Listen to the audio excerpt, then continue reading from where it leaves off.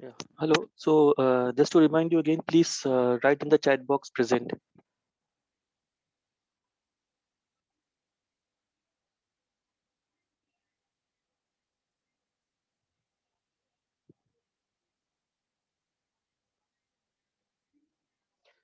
Sorry, I didn't send you the assignment. I was a bit busy with something. I'll try to send it by tomorrow. So today we will start with field theory. So we'll start with classical conformal field theory, and the goal will be to see what are the constraints. So the question that we're asking is.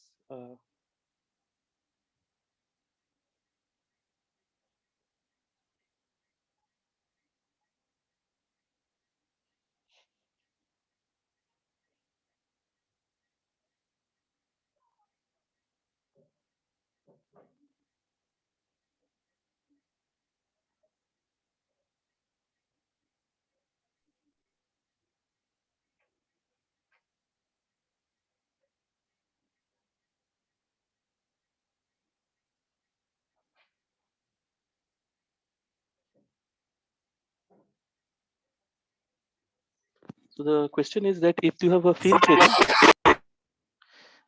theory, which is invariant classical field theory, which is invariant under conformal invariance, conformal transformations in d dimensions, and for the time being we are taking d greater than 2, then what are the consequences? What are the consequences on the of this conformal invariance on the theory? Okay. And what we mean in particular is what are the conserved charges corresponding to these conformal transformations? So that's the first question we're asking. So we will have a very general discussion. So let's say you have some action, and this action is given by some ddx times a Lagrangian density, and there are some fields phi. This phi can be any field and derivative of field. So it's a function of Lagrangian density is a function of phi and is a function of the derivative of phi. Okay, and let's say that you have a so it can be very general, except that it has to be a function. It is a function of phi and the first derivative of phi. That's the only constraint that we have. There are no higher derivatives of phi. So only phi and del phi, and no other constraint. But we say that this is and this phi could be scalar, vector, anything. So right now we don't think about it. Just some set of fields and their derivatives. And S is invariant under conformal transformations.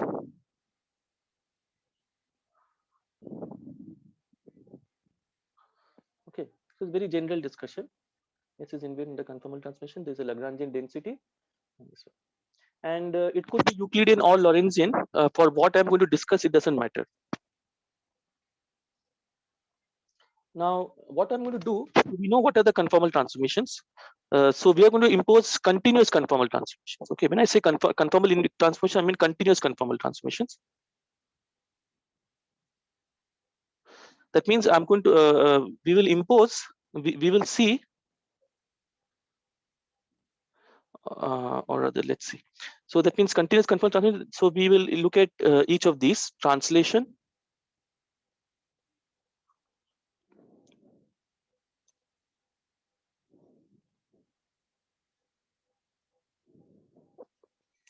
second is Lorentz transformation or Euclidean rotation.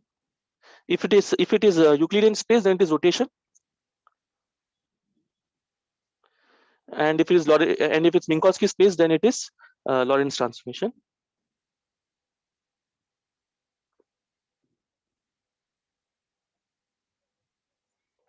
So this is a Lorentz matrix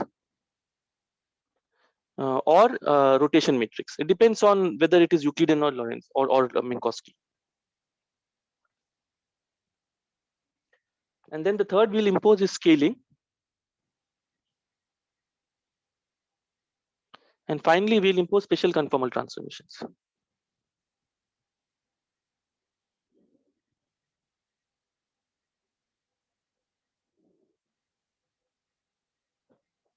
So these are the things we will impose. And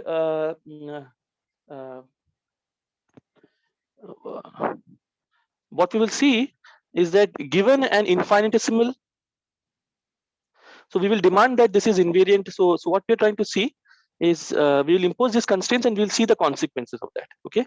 So effectively, we are looking at Noether's theorem.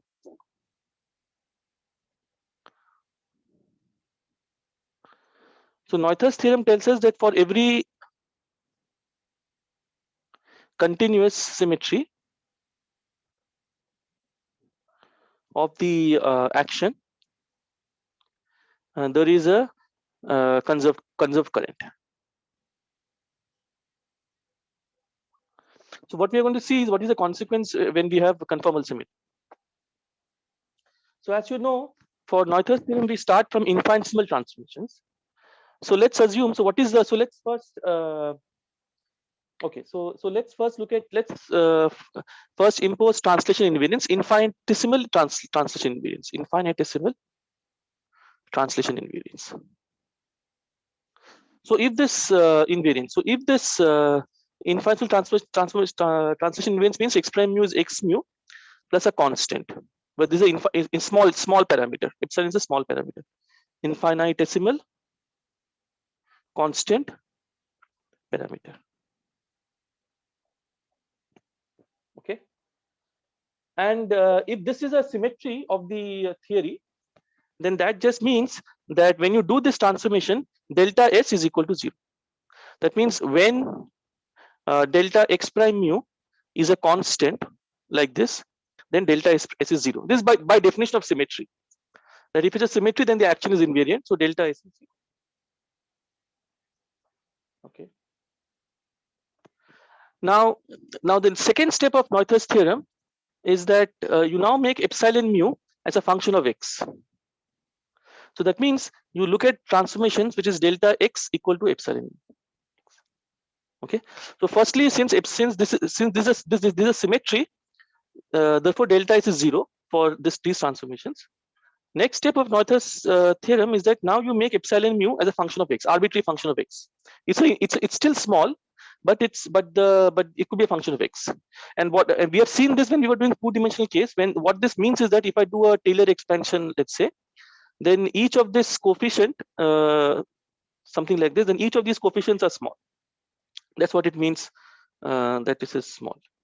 So make it an arbitrary function of x, and then see what is delta S. Now it is not 0 because because this epsilon is not a constant. Only if it was a constant is it a symmetry. Okay, and because your Lagrangian has only first derivative of phi, this the variation of this must be of this form.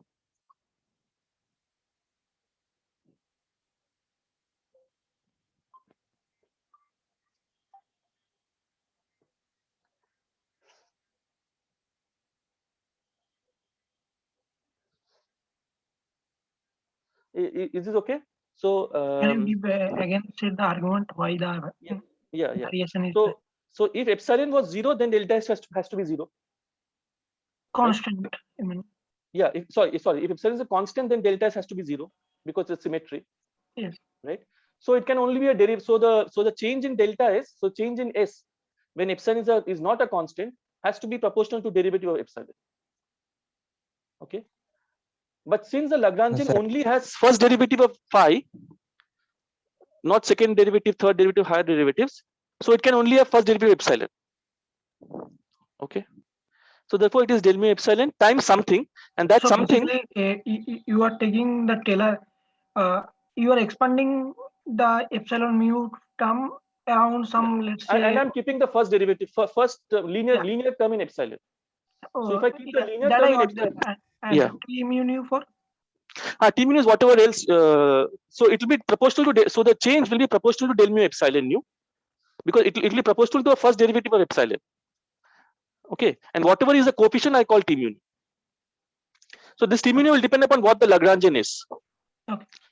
Okay, so for different Lagrangian you'll have different T mu, but whatever be the Lagrangian, it has to be of this form. Is this clear? Yes.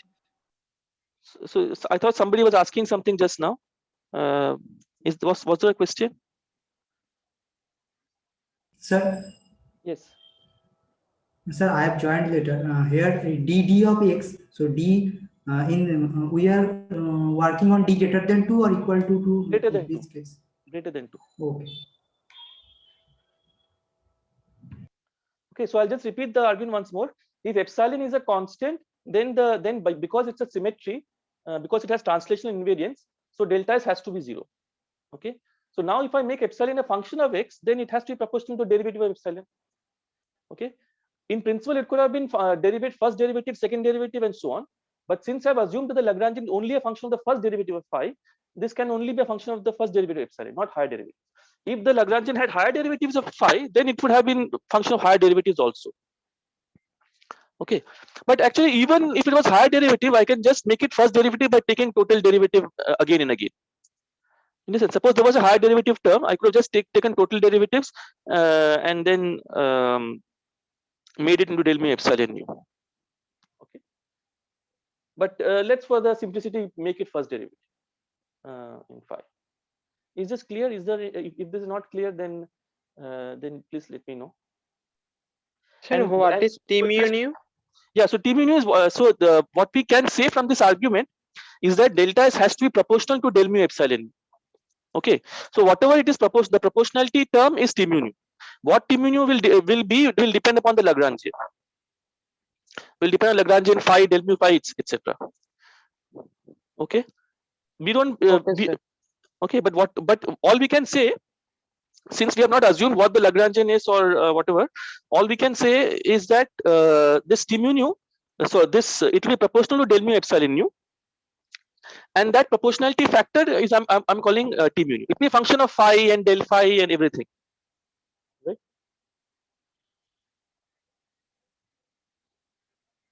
Okay, we will see examples of T mu nu, how to construct T mu nu for different scalar fields and so on.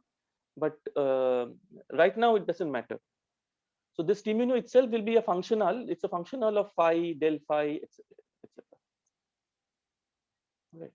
But the argument is just that it will be proportional to the first derivative of epsilon, and since it's proportional, and since it has two indices here, since it has two indices mu and nu, it must be absorbed because it's Laurent, because this change must be Laurent invariant. So it must be absorbed by something which has two indices on top, and so we call whatever that object is, we call T mu.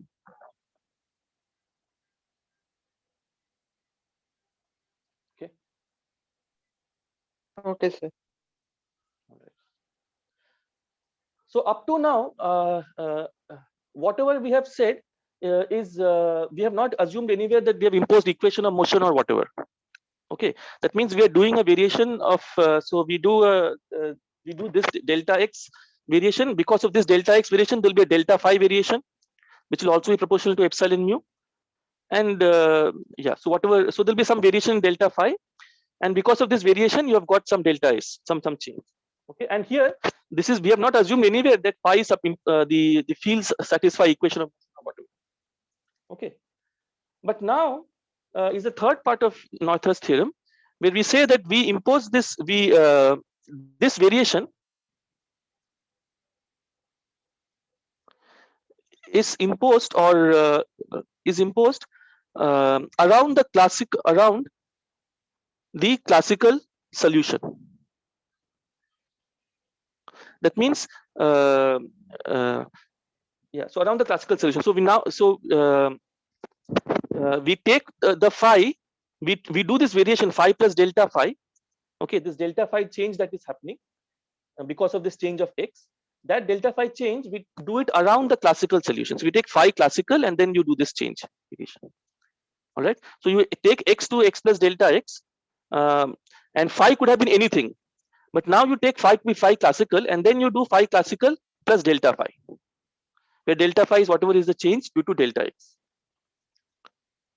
All right, now we know from this Lagrange equation of motion that the equations of motion, when you say something satisfies the classical equations of motion, it means that the first order variation of delta s has to be 0 for arbitrary epsilon, right?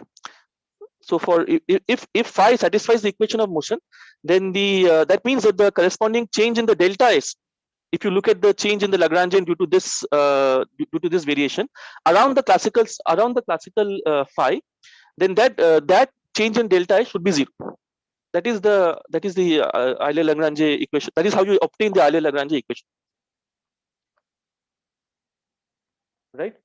So delta S that we got here, we can now write as a total derivative term, which is epsilon nu. Let's we had this thing.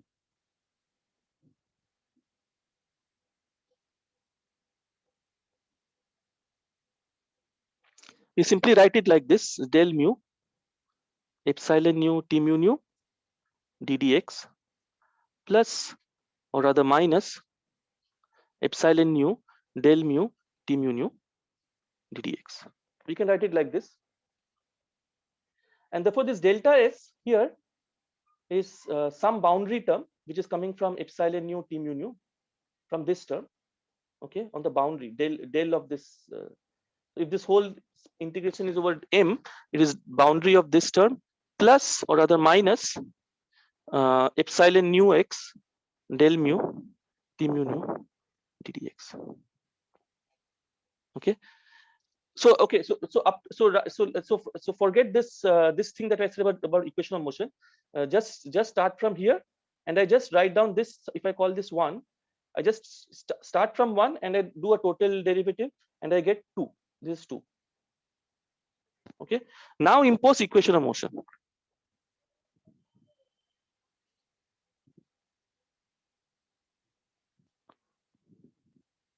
For phi. All right. If you impose equation for motion of phi, the statement is that if I do delta S by delta epsilon, so actually well, epsilon is the in this case epsilon nu, then this should be 0. This is the Euler-Lagrange. This is how you get the Euler-Lagrange equation of motion, and this implies immediately that this has to be 0. Del mu t mu nu has to be 0, and this implies that del mu t mu nu has to be 0.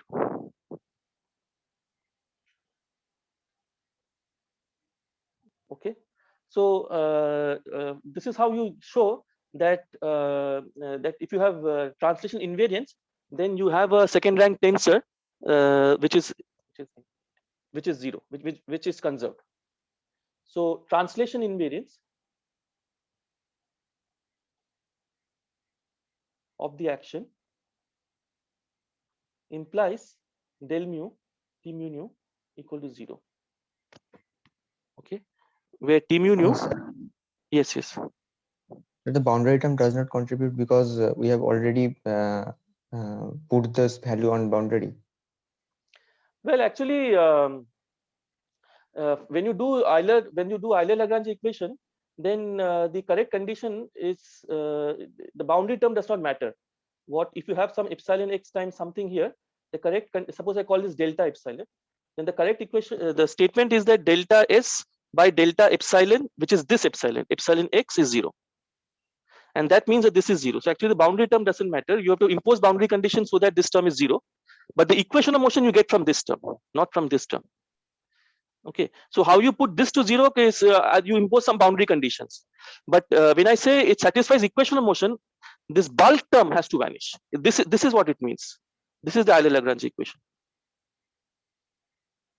Okay, the bulk term comes the Euler-Lagrange, this equation, this del L del Q dot ddt minus del L del Q. This does not come from here; it comes from here. Okay, this you put to 0 by imposing some boundary condition on either epsilon or on the t mu nu or whatever. But that is separate from, when I say it satisfies equation of motion, I mean that the bulk term vanishes. That's what it means. The boundary term vanishing is you obtain either by putting epsilon, some boundary condition epsilon, or by saying that t mu nu vanishes, t mu nu goes to 0 fast enough, and so on. But when I say that it satisfies equation of motion, I mean that the bulk term, this term must vanish.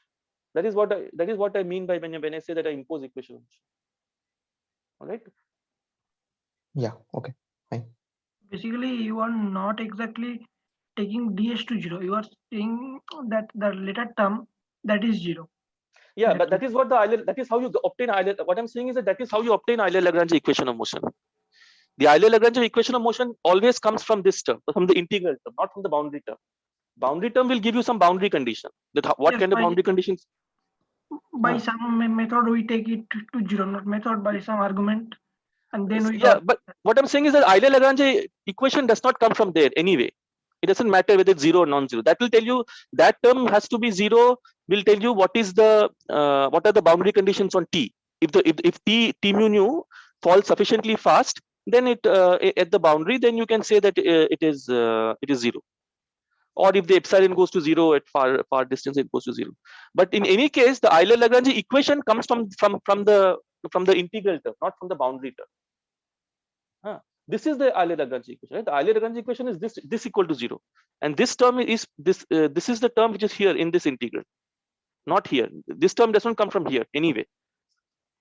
Okay, so what that means is that when you do a variation, when you do a delta S, okay, you will get two terms. One, you'll get epsilon x times something, and then you'll get a boundary term which is epsilon times something else at the boundary, at some x equal to whatever, b and a, whatever. Okay. So the condition, the Euler-Lagrange equation is actually delta S by epsilon x equal to zero. yes. All right, that is this term. This is this. Automatically the second term vanishes. Sorry, second Automatically term the has to be second term separately put to zero. By either saying that epsilon vanishes at the boundary or the fields vanish at the boundary, something that will tell you what kind of boundary conditions you have to impose.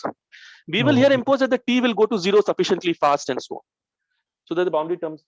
But what I'm saying is that when you impose that, when you say that it satisfies equation of motion, then it only or that statement only means that this term is zero, not this term is zero. This will come separately from other boundary conditions of the fields. Okay, if I The only say that the boundary term is already constant, epsilon b minus epsilon a.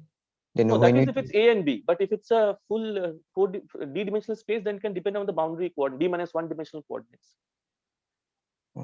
okay, yeah, right, okay. Yeah.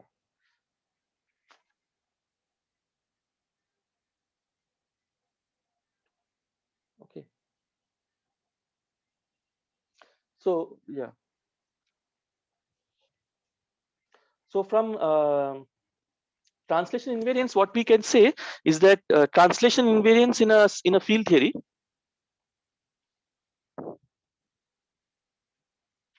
of a classical field theory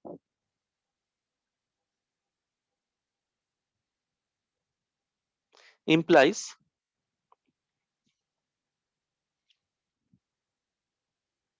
where this object is called the stress energy tensor.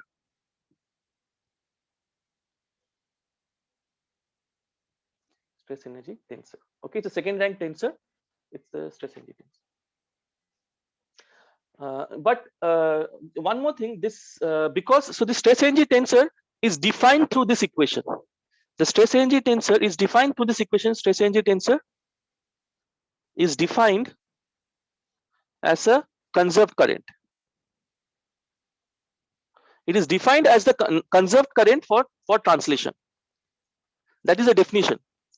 The stress energy tensor by definition is a conserved current for translation. Okay, that means it is defined by this equation, del mu t mu nu is zero. Okay, and that is why this object is not unique. This t mu nu is not unique because you can modify t mu nu. Because this is defined through this equation, del mu t mu nu is equal to zero.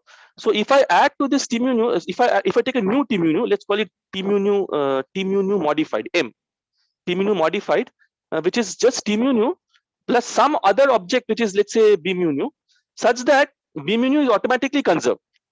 Meaning, meaning it is automatically conserved. So it means just del mu b mu nu is zero. Okay. Then that can also be defined as t mu.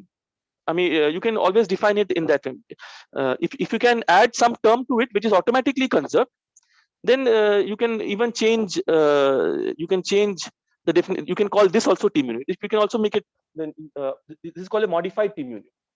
Okay, you can add an extra term, with adding which it's still conserved. Then you can call that also a modified t mu nu. But it has to be conserved. It has to be conserved without imposing equation of motion. It has to be trivially conserved. So it has to be conserved without imposing equation of motion. Then you can add such a term to this, and that is also a t mu nu. For instance, suppose you had a b rho mu nu, Okay, suppose you had a term like this. Suppose this b mu nu, was something like this: b del rho b rho mu. All right, such that it is antisymmetric in rho and mu. Suppose you had some object like this. All right, then you know that del mu b mu nu is 0. This implies that del mu b mu nu is 0, because del mu del rho of b rho mu nu, because this is antisymmetric in rho mu, this is symmetric in mu rho, so this is automatically 0. Okay, so that means I can always add this t mu nu, the definition of t mu nu. I can always construct a new t mu nu, which is t mu nu prime is t mu nu plus some object which is del rho b rho mu nu. All right, such that this is antisymmetric in rho and mu. Any object which is antisymmetric in rho and mu, I can add this, because when you take del mu of t mu nu prime, then this is conserved by equation of motion, and this is 0 because del mu del rho is symmetric and del rho rho and mu is antisymmetric here. So this is also 0. All right. So that is why this t mu nu is not unique. You can always add an additional term, which if you add, if there exists such a term, such that you can its derivative is 0 with respect to mu, then you can modify the definition of t mu nu to be a new t mu nu, which is t mu nu plus this extra term. Okay, so you can modify what you call the stress energy tensor. So stress energy tensor is any quantity which is in any second rank tensor which is conserved due to translation invariance. Right. Sir, what is the significance of this extra term? I mean, we can Yeah, add. I'll tell you why. Yeah, why I'm saying this, I'll tell you. Yeah, but so I'll tell you in a minute actually. But right now, just keep in mind that this t mu nu is defined like this, is defined through this equation. And because it's defined through this equation, if I add to this equation, to this t mu nu any term which is automatically conserved because of some reason, let's say, okay, then that t mu nu plus that extra term can also be called t mu nu. You can also call it a t mu nu, because t mu nu is only something which is conserved. That's all. Second rank tensor which is conserved. Now, what is the significance of that? I'll come to right now. Okay, so from translation invariance,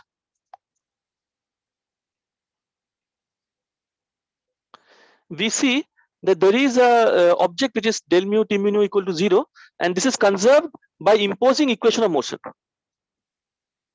Okay, we impose the equation of motion because we have to put it on. We said that delta S has to be vanishing for arbitrary epsilon, so that is the same as imposing equation of motion. So this has to be 0. It has to be conserved up to equation of motion. So this is the consequence of translation invariance. Now let's go to rotational invariance or Lorentz invariance. Sir, but do you know what the equation of motion is? So that depends upon the Lagrangian. Okay. So my analysis is very general. It doesn't matter what the Lagrangian is. For any Lagrangian, this is you just find the equation of motion by Euler-Lagrange equation of motion method, and then if you use that equation of motion, then you should find that there is a second rank tensor which is conserved. All right. I mean, if we work with Klein-Gordon Lagrangian, will it work? Yeah. Yes, it will work for any. So I have not assumed anything here. So Okay, all I've assumed is that there is a. So that is why I've kept it very general. Okay, I have not assumed what is later after this discussion we will come to examples. We'll come to Maxwell's equation. We'll come to scalar field theory. We'll come to various examples. But right now my discussion is very general.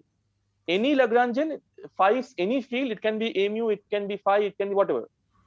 Okay, it can even be fermion actually. So any Lagrangian is a function of, only thing I'm saying is that it should be a function of first derivative. Even that is not important, but let's say it's a function of first derivative of phi. Okay, and it is invariant under these transformations: translation, rotation, scaling, and special conformal invariance. And I'm trying to find what is the consequence of this invariance.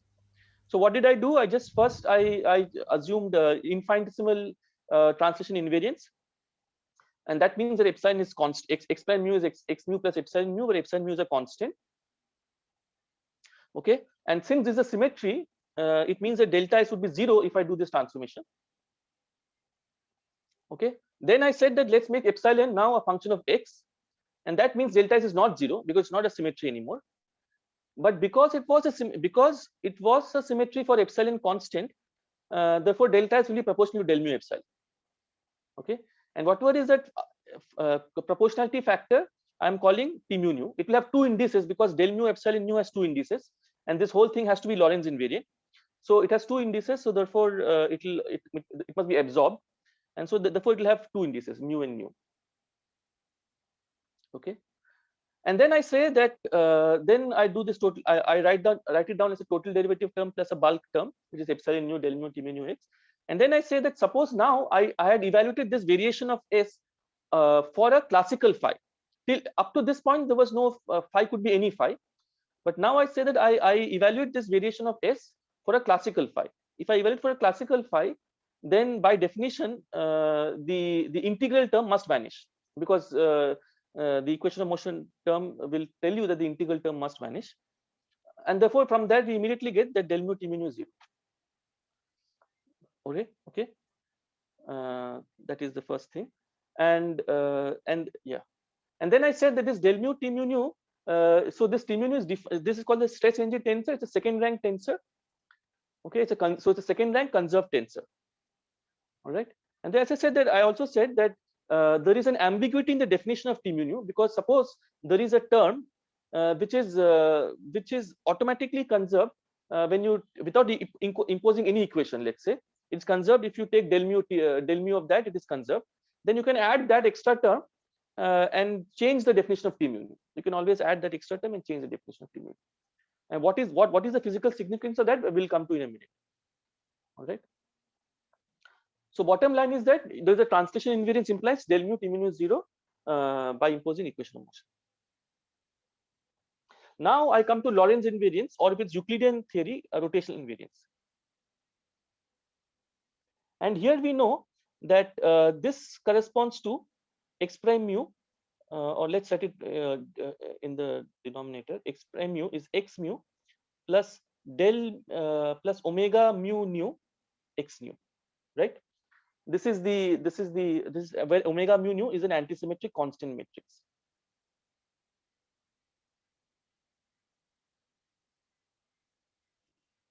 Right? This is the infinitesimal rotational invariance. Omega mu nu is an infinitesimal antisymmetric constant. This you have seen, right? So any in fact we discussed this, I think, when we were looking at rotations. So this is the infinitesimal infinitesimal rotations is of this form: omega mu nu x nu. Right? In fact, we can call this whole thing is as our new epsilon mu. So this is our epsilon mu. So where epsilon mu is omega mu nu x nu. Okay. Now you see what I'm trying to say. Suppose you had let's go back to the first case. We saw that delta S, if I do a transformation like x prime mu is x mu plus epsilon mu x, all right, we saw that this has to be of this form, right? Just now we saw this. Okay, this is for any epsilon of x. But now suppose I did rotational transformation. For that, epsilon mu is omega mu nu x nu, right? This is also epsilon mu, right? This is also of this form. This transformation is also of this form, which is epsilon. This transformation is also of the same form. Only thing is epsilon mu is now omega mu nu x nu. Okay. So now you see, if this is a symmetry, all right, then if I impose this here, this should be 0 because it's a symmetry. Right? I had said that if epsilon is a function of x, arbitrary function of x, then delta S will not be 0. But if the theory has, on top of translation invariance, if it also has Lorentz invariance, then if epsilon is of this particular form, where omega mu nu is an antisymmetric constant tensor, antisymmetric constant matrix, then again delta S should be 0 because it's a symmetry. Is this clear? Yes, sir. So that would mean that delta S equal to 0. Now here delta S is 0 without imposing any That- equation of motion because of symmetry. Yes. So you are telling here that beside translational symmetry, it has also rotational symmetry. It's also rotational symmetry or Lorentz symmetry. Yeah, whichever, doesn't matter. Yeah.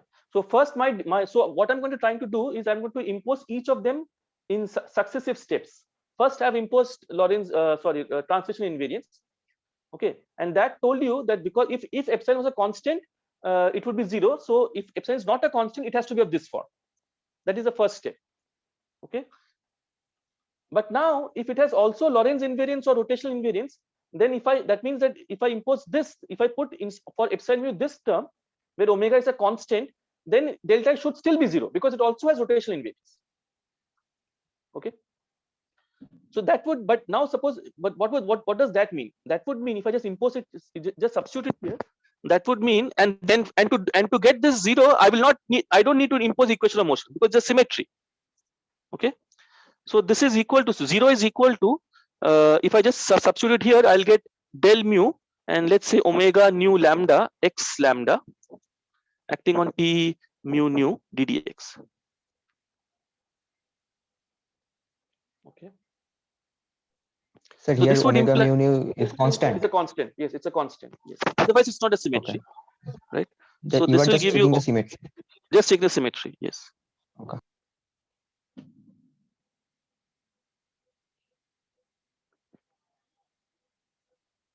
Right. And this would mean, so this is delta lambda mu. This would mean omega nu mu T mu nu ddx. And since omega is a constant, I can just take it out.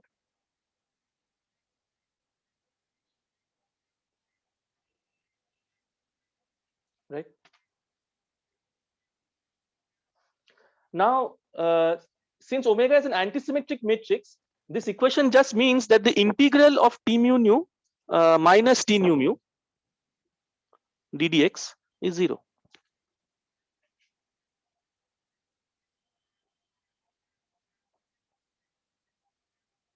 Okay.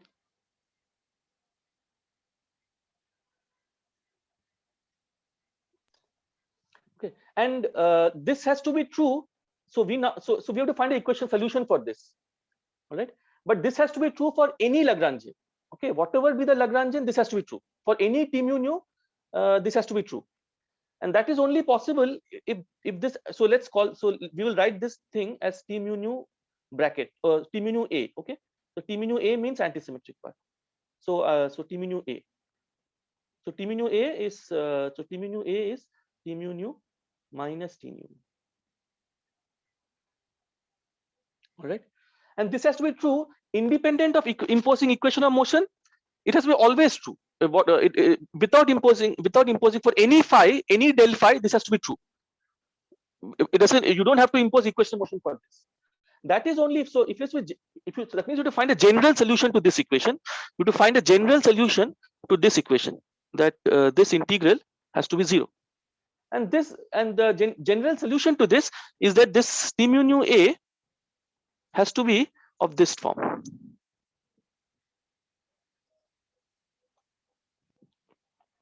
Where so whenever you have an integral, some function which is, if you have some integral like this, some function of x dx is 0 for arbitrary x, for arbitrary f of x. Okay, why arbitrary? Because for any phi this should be true. Okay, then the solution to this is that phi f is equal to a total derivative d of g. So let's say from a to b, whatever. The solution to this, general solution for any f, if this has to be true, if for some specific f, if you want only for some specific f, then you can find solution. But if this is true for any f, then the solution to this is that f is d of g, is a total derivative, and this total derivative and this g vanishes at a and b. There's a mathematical way to show this, but it's also, I think, quite obvious, I guess, that you can do this because you want a solution for any f, not for some specific value, not for some specific particular f or this thing. Okay, so you're not solving for t from this equation. You're not solving for f. You want this has to be true for any f. Why do I say any f? Because whatever be the phi field configuration, this has to be true. It doesn't matter if phi is satisfying equation of motion or anything like that. For any equation, this thing has to be true. Then the general solution to this is that this antisymmetric term has to be a total derivative, and this b must vanish at the boundary. Boundary meaning at infinity. Where this b, it falls sufficiently fast as x goes to infinity, so that this vanishes. I've just taken this solution and I've just imposed the same thing here. Okay. And the So hello. Sir, this third bracket means it is antisymmetric in mu nu. yeah. So that is not third bracket. What third bracket? Oh yeah. Sorry. Yes. Thank you. Yes. This square bracket means it's antisymmetric. I've just used it as a notation. Okay. All right. Hello. Yeah. Yes. And this boundary condition, these G and GB, it can be found from that boundary term in equation of motion that we neglected. I mean, not neglected, put 0. Yeah. So your boundary conditions has to be such that this b has to be 0. Yeah. This boundary condition has to be such that this b has to be 0. Yeah. So normally, actually, right now we are in infinite space time. So in our case, it doesn't matter, because at infinity will anyway assume that it is. We'll assume that all our sources are at a finite distance, so that it vanishes at the boundary. So, but what is the limit of time? I mean, we are considering some. No. If your source is finite in time also, so you have a certain source that is finite in space and time, so that if you go sufficiently far away from this thing, then it will be this thing. So my question is, when we are deriving the equation of motion, then you put some total derivative term to 0, boundary term, and to do that term to 0, we can found some boundary condition from that condition, and if we put that boundary condition in this total derivative term, then we that two boundary condition would be same. Would be same, or this will be stronger. So so because there you have to say what are you trying to do there? There you will be saying that t goes to 0 at sufficiently large x. Okay. So here you're saying derivative of so t goes to 0. Here you're saying that b goes to 0 sufficiently far. So there you had some epsilon del mu epsilon nu t mu nu, right? And now when the boundary term will be epsilon times t. So there you are saying that t goes to 0 sufficiently far. So let's say that your let's say it's d-dimensional. So your boundary will be r to the d minus 1. Okay, so then you want the t mu nu to go like 1 by r to the d minus 1. That is how you want it to go.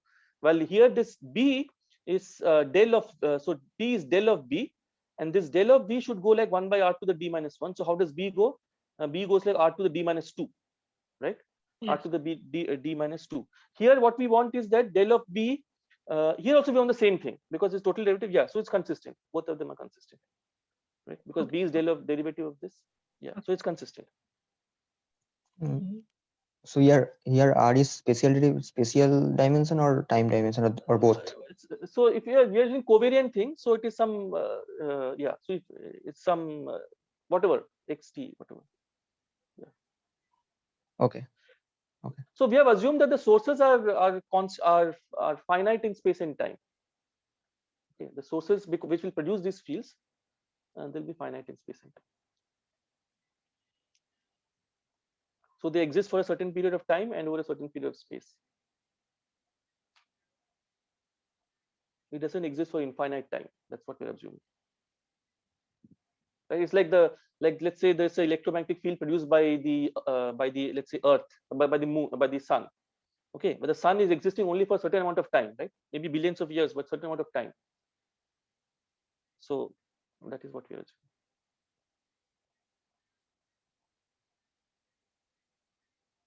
Sir, can you say why the t mu nu a was irrespective of equation of motion or phi? Yeah. So what is the question? Why the t mu nu a is this equation has to be independent of equation of motion. Whether the equation of motion is satisfied or not, this t mu nu a integral has to be 0, because it's a symmetry equation. Right? So why you got t mu nu a? Because this equation, only the symmetric part will anyway vanish, because omega mu nu is antisymmetric. So the integral of the symmetric part will anyway vanish, because you multiply symmetric with the antisymmetric, it will vanish. So only part that will survive is the antisymmetric part. So the equation is that the integral of this antisymmetric part of T has to vanish, and this has to vanish for any phi, whatever be the field configuration. This has to vanish, right? If it is symmetric, if it has that symmetry, that Rotational immediately invariance. implies, yeah, because of the invariance. That immediately means that it has to be true for any T, because if you change phi arbitrarily, you can get arbitrary T. Okay, and therefore then the solution is only possible if T is itself a total derivative of Do we have to necessarily take the antisymmetric condition on B? Because on B. yeah, Yeah, B. because T mu nu A is antisymmetric in mu nu, right? So what? So it has to be antisymmetric in mu nu. Otherwise, how will it be? Okay. T mu nu A is antisymmetric in mu nu. So B has to be antisymmetric in mu nu. Sir, please use a unique notation because it is problematic somehow. Unique. Yeah, I mean, you are using square bracket for antisymmetric, Acha, okay. then please use this. So what will I say? A. Well, No, I'm no. not saying anything here. I don't want to say anything here. It is I clear that mean, mu nu has to be symmetric and antisymmetric. antisymmetric one notation. Yeah, আপনি mu new square ব্র্যাকেটটা use করুন, ওটা আমরা সবাই জানি Acha, মোটামুটি। acha. Okay, okay. ওটা তো standard একেবারে। Okay.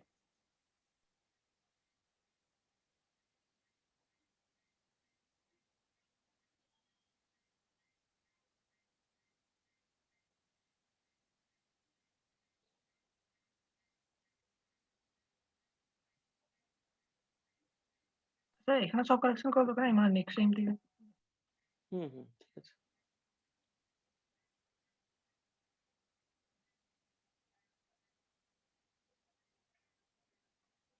Okay.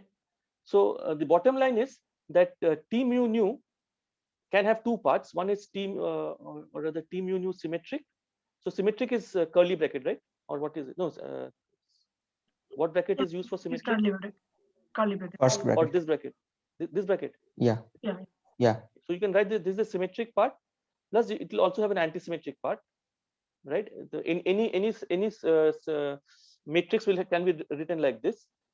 Then what we see here is that from rotational invariance or Lorentz invariance, we can write this as this plus some. So I'll write it on top.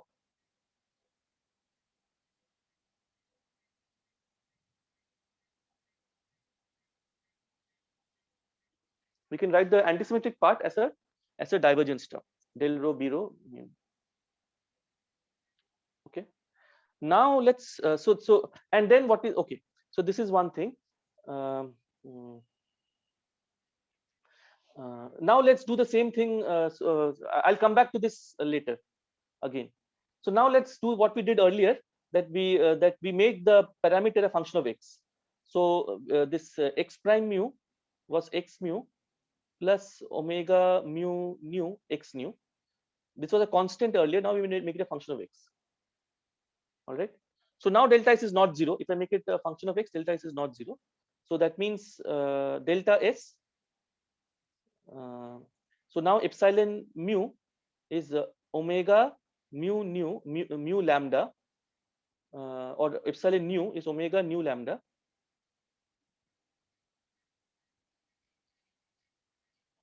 Is a very specific form, but this omega is an arbitrary function of x times x lambda. So now delta s is not 0. So now what do you get from here? You'll get two terms. One is del mu omega nu lambda times x lambda t mu nu, plus the second term, which is omega nu lambda omega nu mu t mu nu antisymmetric. These two terms are there, and we have written this. So this term will be omega nu mu times del rho b rho mu nu ddx, right? And the first term is what it is. So whatever it is, which is del mu omega nu lambda x lambda t ddx. That is delta s. Okay. And again, we do the same thing, impose equation of motion.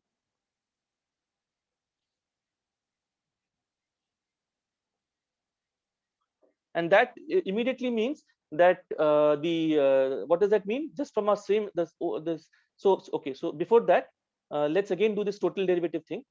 So we can write this delta S as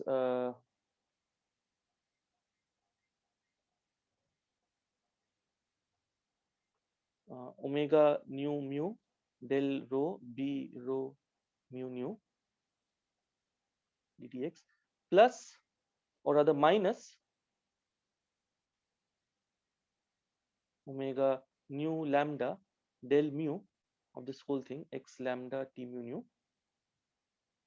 ddx plus a total derivative term, this over m, some the whole space time m times, and this inside it you have omega nu lambda x lambda t mu.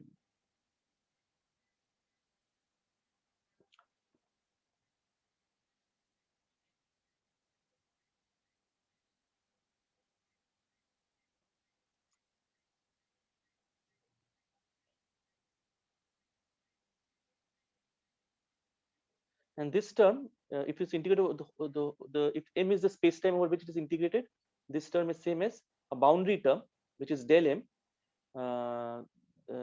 omega nu lambda x lambda t mu.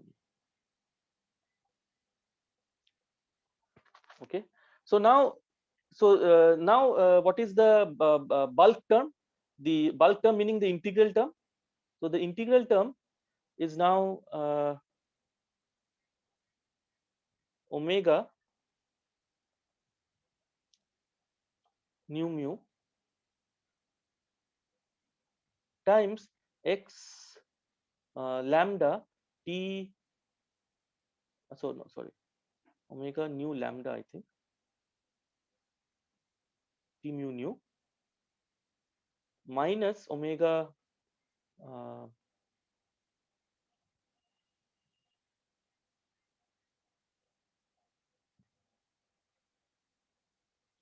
There is a del mu x lambda t mu.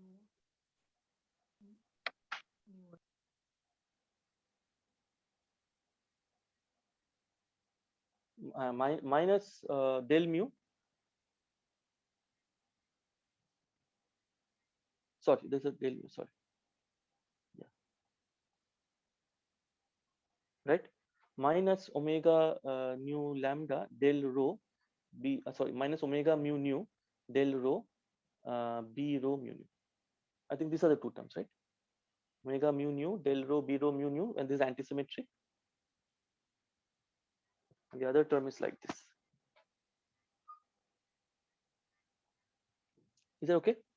This is the bulk term plus this boundary term, which we wrote down here, omega nu lambda x lambda t mu. And now if you impose equation of motion, imposing equation of motion means that this bulk term is zero. The proportionality, whatever is proportional to omega nu lambda is zero.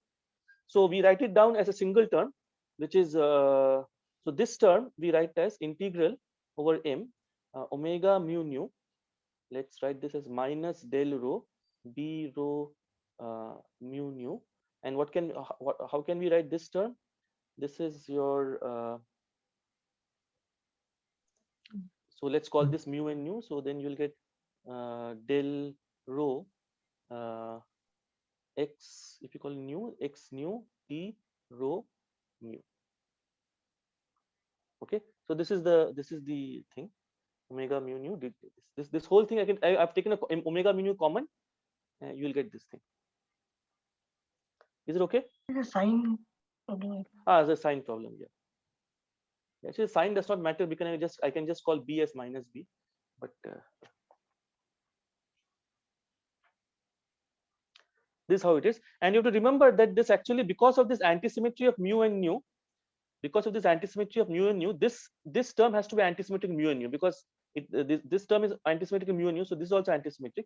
So the second term we should now write this like this: the omega mu nu times minus del rho b rho mu nu plus um,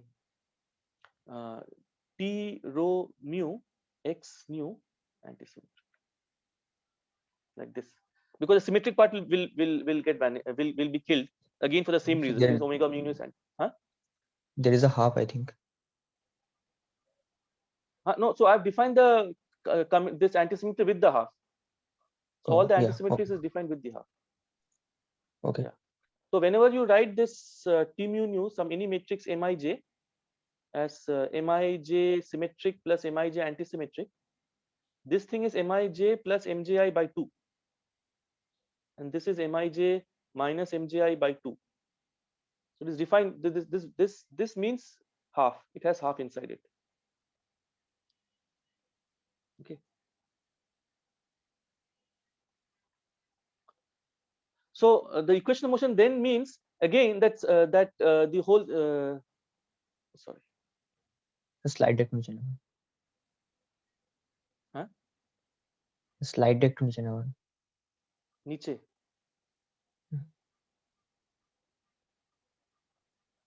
Okay. Okay.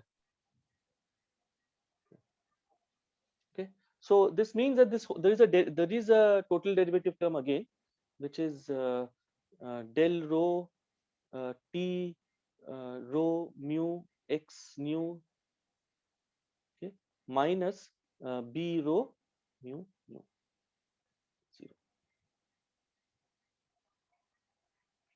Okay, and therefore this quantity, you can this is the conserved current. I can call this J rho mu.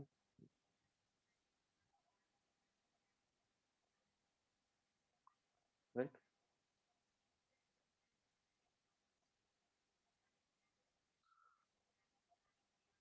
Is it okay? Sir, why you wrote the m with the integral sign? M with the integral sign. This M. No, I mean you are writing an. Oh, here. Yes. No. This is the word you are integrating in. This is all of space time. M means all of space time. Okay. Right. So I'm using this M because when I have a total boundary term, then that boundary term I'm labeling as del M. Okay.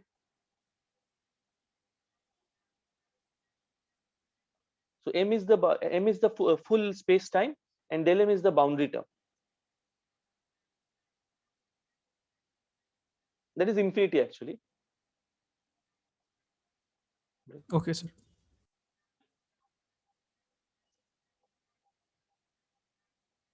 Okay. But you see, now let's come back to that earlier statement that so this is fine, this is right, but we can do actually something better than this, and that is the fact that I remember I told you that there's an ambiguity. We can so let's go back to the statement that rotational invariance or Lorentz invariance, depending on whether it's Euclidean or this thing, rotational invariance or Lorentz invariance, implies that T mu nu antisymmetric is given by this term. Okay, actually we can use this fact to now show something interesting. So let's say that so what did we see? We saw that this we can always modify. Remember we had said that we can always modify T prime mu nu to be T mu nu plus an extra term, which let's call this extra term is some M rho mu nu. We can always add an extra term like this, provided that this rho mu is antisymmetric, right? Because then if I do del mu T prime mu nu, if I have such an object, which is antisymmetric in rho and mu, then I can add this to my T mu nu such that this is also 0, right? That's what I said. This T mu nu is ambiguous because if I add if there exists an object which we call M rho mu nu, okay, which is antisymmetric in rho and mu, and this object is del rho of M rho mu nu, then you can add it to T mu nu, and the corresponding new object T prime mu nu is also conserved, right? We can write it like this. Now this object here is antisymmetric in rho and mu, right? But it is not antisymmetric in mu and nu. Right? We don't need it to be antisymmetric in mu and nu. We just want it to be antisymmetric in rho and mu. So because it is not antisymmetric in mu and nu, if you think about it, I can actually expand this. If you think about it as a matrix of mu and nu, I can expand this object in this way. I can expand this as m rho mu, nu symmetric in mu nu, plus del rho m rho antisymmetric in mu. Okay, so this is some object which is symmetric, which is antisymmetric in rho and mu, but it did not be antisymmetric in mu and nu. It is not going to be antisymmetric in mu and nu in general. All you need is that it is antisymmetric in rho and mu. But if you only look at the mu nu index, then then just like I said, that any tensor I can expand in terms of. So what I'm trying to say is that this object, this is antisymmetric in rho and mu, but as an object, this has only two indices, free indices, mu and nu. Let's call this object L mu nu. All right. Suppose you have this object L mu nu, which is del rho m rho mu nu. All right. Because this rho is a dummy index. Okay. So let's call this L mu nu. Now I'm saying that this L mu nu, I can write it like L mu nu symmetric plus L mu nu antisymmetric. I can write any of these objects as L mu nu antisymmetric. All right. And therefore this T mu nu prime, I can write it this way. I can write T mu nu prime as T mu nu symmetric plus L mu nu symmetric plus T mu nu antisymmetric plus L mu nu antisymmetric. Okay, remember what is L mu nu? L mu nu is this object del rho m rho mu nu. Okay, you can write it like this. So therefore this object is T mu nu prime symmetric.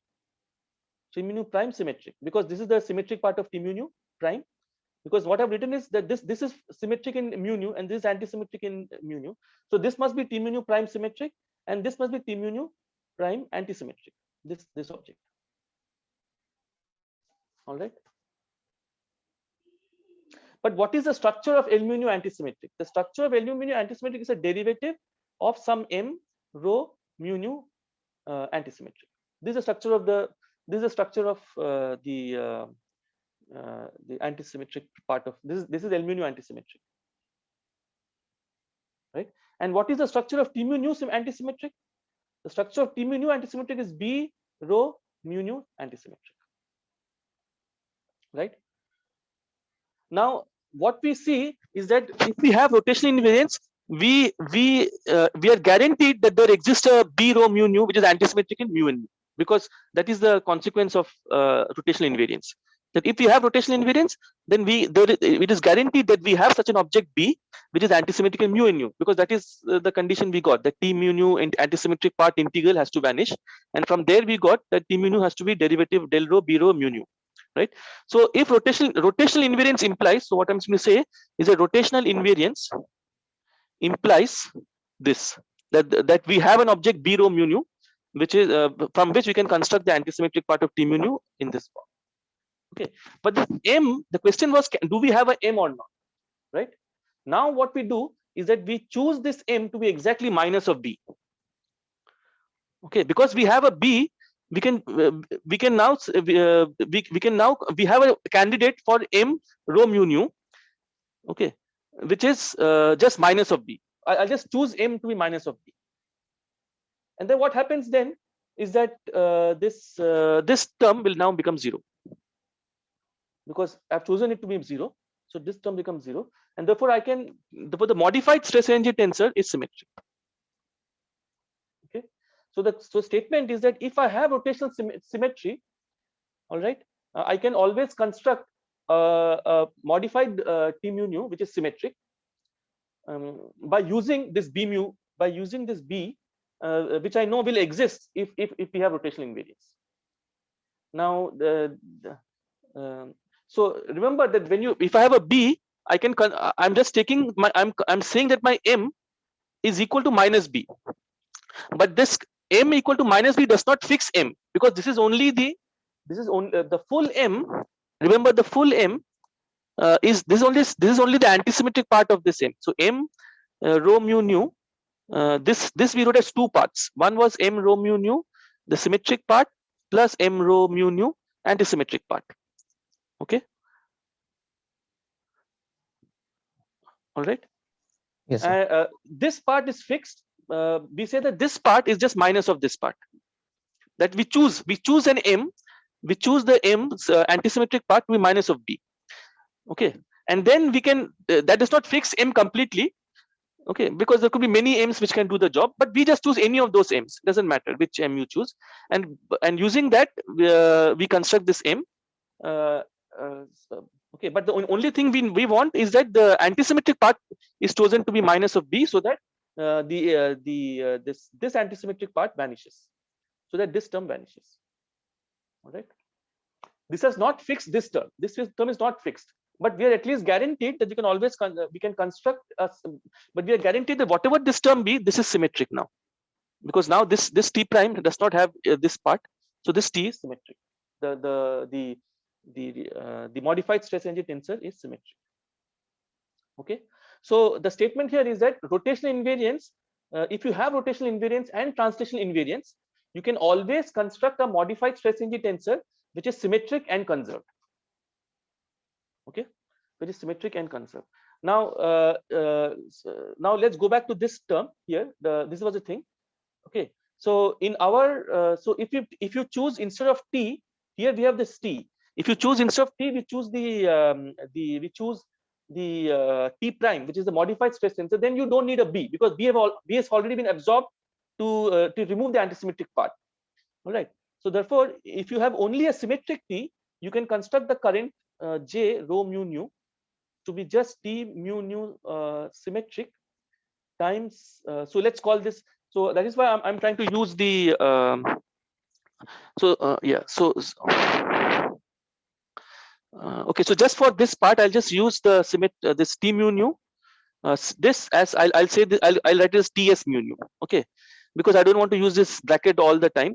It'll be a bit use. So is this okay? I'm just use this notation here. The t mu nu symmetric part is what I'm calling ts. This thing. Okay, I'll just use that. I've explicitly written it down here so that there's no confusion.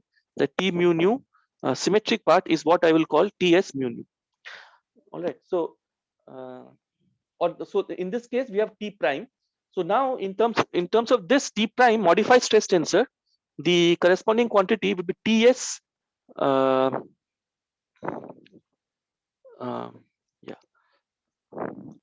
So yeah.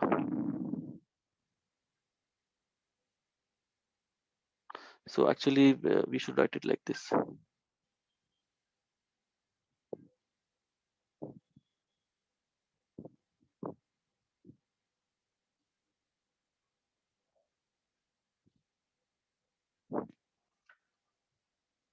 So what happens? What is happening is that now, if in terms of the t prime, this b is not there because b has been used to remove the antisymmetric part of t, and so this must be the conserved quantity. All right. So how do you show? In fact, this can be easily shown that this is the conserved quantity. How do you show that? Just take del mu j mu nu and use the fact that this is symmetric. All right.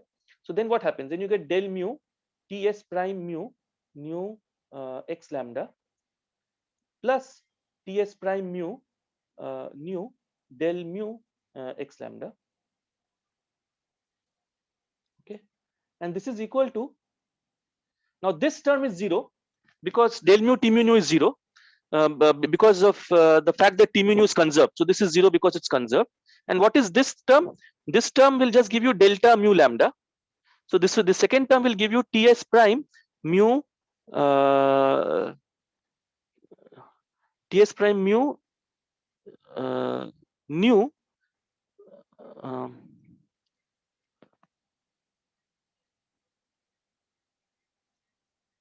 lambda, sorry, ts. So let's write it down. I think it'll be clear. So just expand this term. So what is this? This is ts prime mu nu del mu x lambda minus ts prime mu lambda del mu x nu. There could be overall half factor, but that's not important here, right? This is the term t mu nu this del mu x lambda minus t mu lambda del mu x nu. What do you get from here? You get ts prime mu lambda, so ts prime lambda nu, right? Because this delta mu lambda minus ts prime mu lambda. right? But this is 0 because this is symmetric part. So the antisymmetric part of a symmetric thing is 0. You understand? There is some mistake here. It is new lambda. Sorry. New lambda. Yeah.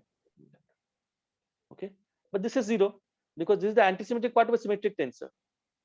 So this is 0. So therefore, we can this immediately implies that del mu j mu new lambda is 0.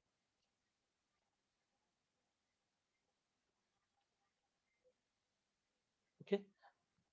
So if I don't use the modified stress tensor, then this is the answer. But if I use the modified stress tensor, then the current is much simpler, and the current is just T mu nu x. So without the in terms of the modified symmetric stress tensor, this is Ts mu nu x lambda minus Ts mu lambda x mu. This is your J, where Ts is the modified symmetric tensor.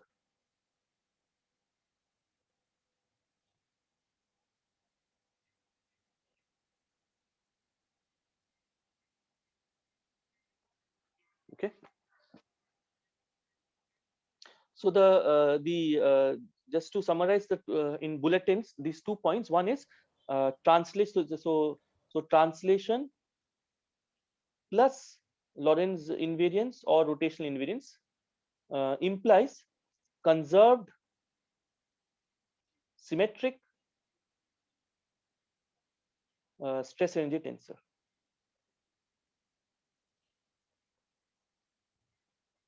It's just enough to say this, that the symmetric tensor, that if you have translation invariance, so what we saw that if you have translation invariance, then we can construct a T mu nu which is conserved, but it need not be symmetric. But now if you impose the rotational invariance also, then the T mu nu is symmetric. That means T mu nu may not be symmetric, but you can always make it symmetric. Even if it is not symmetric, you can make it symmetric, and you have a the consequence of having a translational plus rotational invariance, or that means Poincare invariance, is that you can always construct. It's not that you have, but you can always construct a modified stress energy tensor which is conserved. That means you can always construct a second rank tensor which is conserved and symmetric. You can always construct it. If your Lagrangian, if your action has a Poincare invariance, then you can always construct a second rank tensor which is conserved and symmetric. Okay, that is what we showed. Sir, here why the first? First term is 0. Yes, del mu t ts dash mu. Why that term was 0? Because it's conserved. That we have already shown as a consequence of translation invariance. So when we impose translation invariance, then automatically del mu, this one you are seeing, no? Here del mu t mu 0. No, sir. Where do you earlier, define no? Huh? So when we were showing this del mu j mu nu is 0, then right? Yes, yes. This was, yeah. So that is because del mu because this del mu t mu nu is 0. So when the derivative acts on the t, it is 0 because t is conserved. So when you take a derivative of j, there are two terms. One is a derivative of t and a derivative of x. The derivative of t is 0 because t mu nu is conserved. That is a consequence of translation invariance. And the derivative of x give you an antisymmetric part of t. But once if you use the modified stress energy tensor, then the antisymmetric part of t is 0, and so it is automatically 0. Okay. Okay. Sir.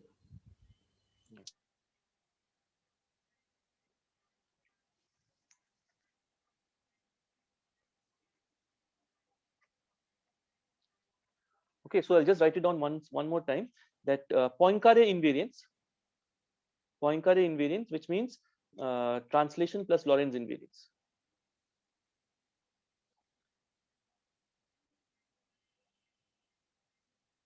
Implies that there exists a symmetric conserved second rank tensor. That means del mu t mu nu, I can always construct t mu nu and t mu nu equal to t mu. Okay, this is the consequence of having Poincare invariance or translation plus Lorentz invariance. So this is the consequence. All right. So I'll just to recap, how did we go about this? So we first said that that we started from this transformation, that if you have translation invariance, then delta x mu equal to epsilon mu, where this is a constant, this is symmetry. That means delta s is 0. If you impose this here, then we made this a function of x. If you make it a function of x, then we immediately see that this means that delta s will be proportional to del mu epsilon nu, and that proportionality factor we call t mu nu. Okay. Then we said that then from after imposing equation of motion, this immediately implies that del mu t mu nu is 0. Okay. Next we said that if you take epsilon mu to be omega mu nu constant times x nu, this is a constant, then again delta s has to be 0, because this is also symmetry, because we have imposed Lorentz invariance also as a symmetry. Then again this is 0, and this immediately tells you that that omega mu nu times t mu nu antisymmetric has to be 0, and this has to be 0 off shell, meaning it has to be 0 for any phi. For any field configuration, this has to be 0 because it's a symmetry, and therefore it has to be 0 for any t mu nu. And if it is 0 for any t mu nu, this can only happen if t mu nu and this term itself is a total derivative, like this. This itself is a total derivative. Okay. And then we use the fact that if so the consequence of rotational invariance is that t mu nu, the antisymmetric part of t mu nu, is always a total divergence term, is always a divergence term. Then we use this fact. Then we used this fact to construct a symmetric conserved second rank tensor. How did we do that? Well, we said that let's say that our second rank tensor is t prime mu nu, and that is described by t mu nu plus so it is this t mu nu plus some extra term which we call del rho m rho mu nu, and this is by construction this is antisymmetric in rho n. So that when you take a when you do this, then this term will be 0. Okay. So so let's say so we have to so the question is whether we have such a term like that, m rho mu nu. Okay. But if you have rotational invariance or Lorentz invariance, then we know that we can write it this as a symmetric part plus an antisymmetric part, which is t mu nu, which is the antisymmetric part is a divergence term. So the antisymmetric part is del rho b rho mu nu. We have this part. Okay. And if we can construct such an m, then we have also this term, that m rho mu nu. But this term is actually just a tensor in mu nu. We'll call it L mu nu. Okay.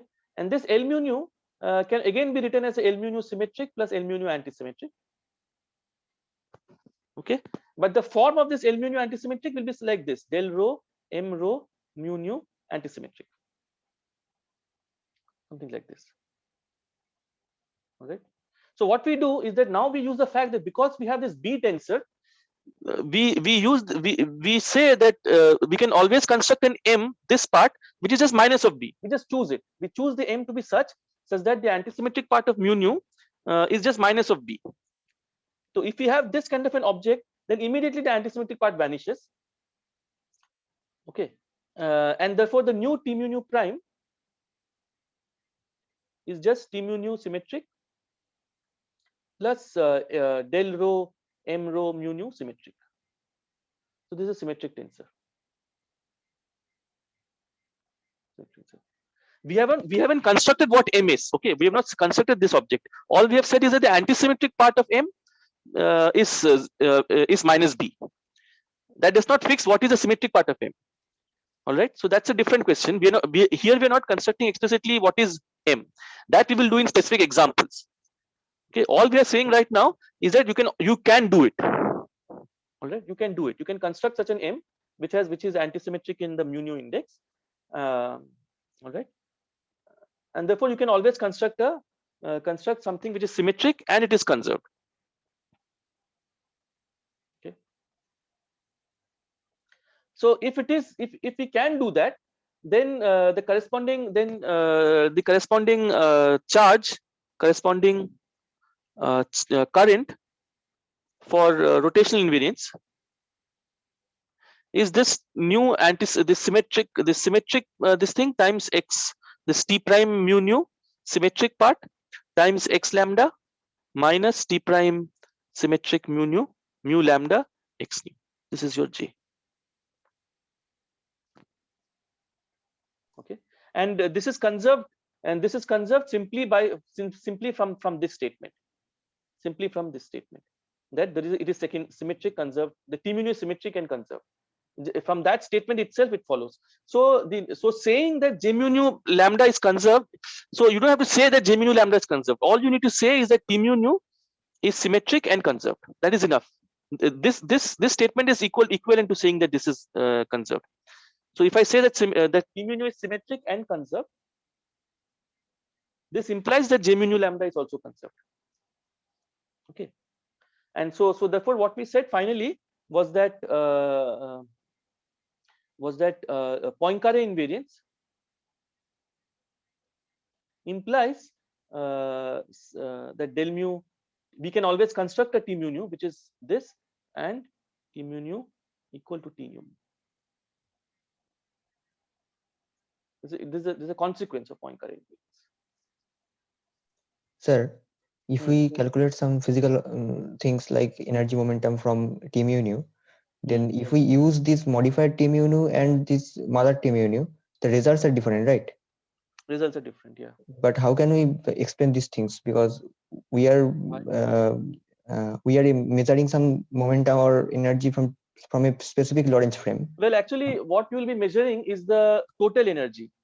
Or suppose you have some detector at infinity, you will be measuring the total energy that will be absorbed. So that is an integral, and this integral is the same because the extra term is a total derivative. That additional term is a del rho of b rho mu nu. So that's a total derivative, and that total derivative term will vanish. You have chosen it to be it will be 0 at infinity. So that total energy is vanished. Yeah. Okay, so density can be anything. Yeah, okay. Density can be, Yeah, okay. Yeah, that's why it's important that it's a total derivative.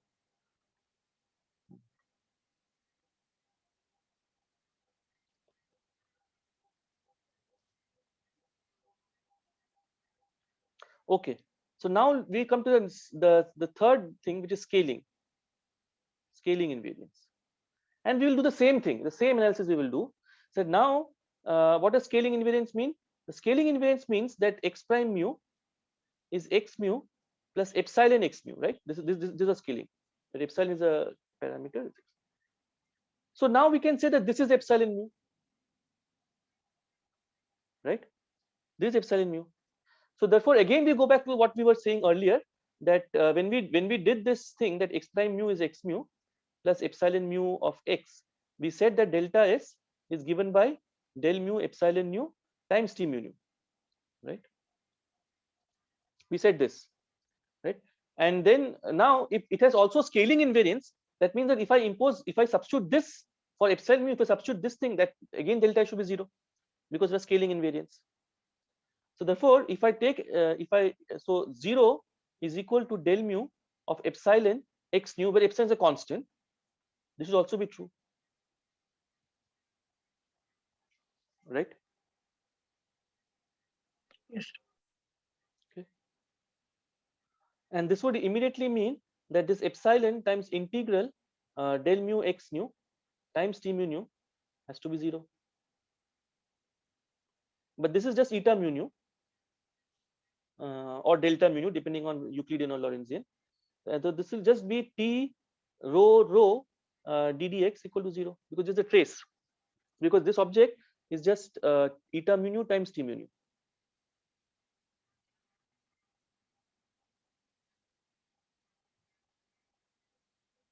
Okay.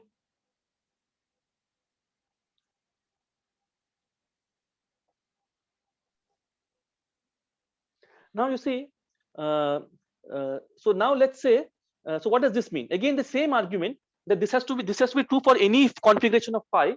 So this immediately means that this T rho rho must be some del mu of V mu, right? Where the V mu will go to 0 at infinity and so on.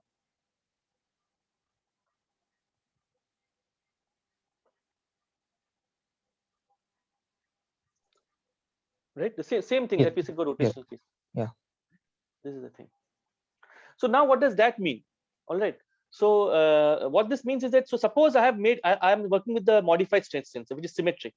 So then the modified stress tensor is symmetric, but any symmetric tensor can be written in two parts. It can be written as T prime S rho rho times eta mu nu. I think there's a 1 by d has to be there, plus symmetric traceless part, which is T prime S mu nu symmetric traceless. Okay, yeah, so symmetric traceless means you have the trace of this trace part, you have subtracted the trace part. So if I take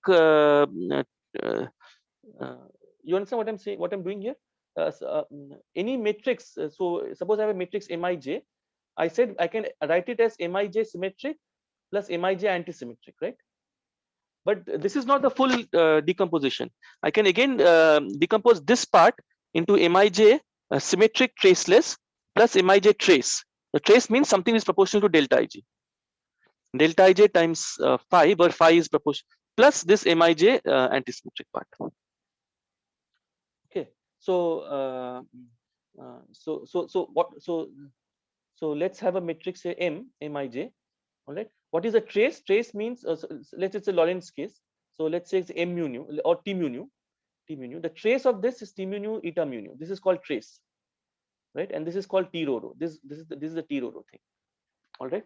So suppose this T mu nu is symmetric. Then T mu nu symmetric, I can write it as this. So I subtract T rho rho eta mu nu by d, and I add it. So so what I'm saying is that Ts mu nu symmetric tensor, I'm writing like this. I'm subtracting this part, okay, plus I'm adding the same part. I've not done anything. I've just subtracted and added. Okay. So now let's call this object as T, let's say T hat symmetric mu nu. Okay. Now what is the trace of this object? What will this give you? This will give you 0, right? Because if I take a eta mu nu, then this T rho rho, and here there'll be eta mu nu give d will cancel, to T rho rho minus T rho is 0. Okay. So what I've done is that as a symmetric tensor, I've divided two parts. One part is symmetric and traceless. This is also symmetric. This is also symmetric because this eta mu nu is symmetric. So any symmetric tensor can be divided into two parts, which one is the symmetric and traceless part, and the other is the trace part. Okay, so let's look at an example. If this is a bit confusing, so let's say you have something like symmetric matrix like A, B, C, B, D, E, F, sorry, E, C, E, D, G. Okay, so this is symmetric matrix. All right. Right, this is symmetric matrix, right? Yes.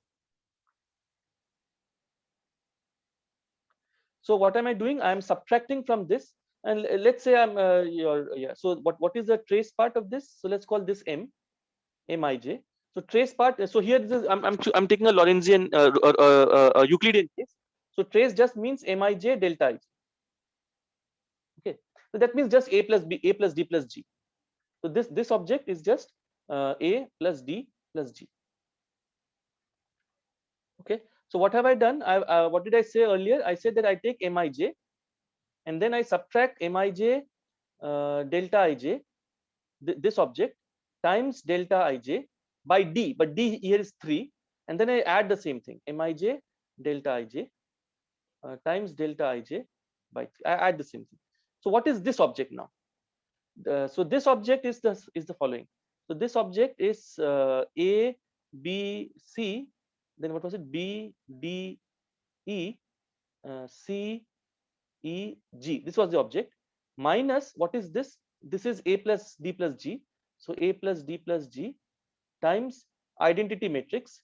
So it is just A plus D plus G 0 0 0 A plus D plus G 0 0 0 A plus D plus G by 3, right? And this part is just this part is just the identity matrix. So A plus D plus G times identity matrix, okay, by 3. So this matrix is now traceless. This matrix is now traceless. Why? Because this matrix is just 2A by 3 minus D minus G by 3, and then this term is A by so 2D by 3 minus A minus G, and this last term will be 2G by 3 minus A minus D. And if you add all of these things, you will get 0. If you add these things, you'll get 0. So it's a traceless matrix, but the off diagonal part is completely the same. Nothing changes because this what you subtracted was just a diagonal part. So this is symmetric also.